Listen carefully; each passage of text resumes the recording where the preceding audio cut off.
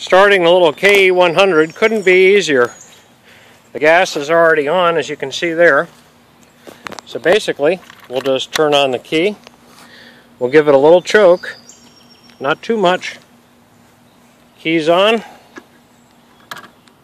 And if you can see me here, yeah.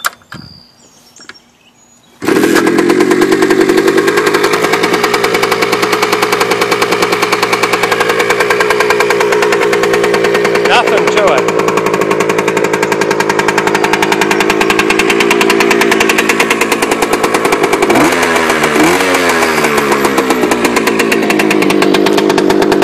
It's like a brand new motorcycle. Listen to her run.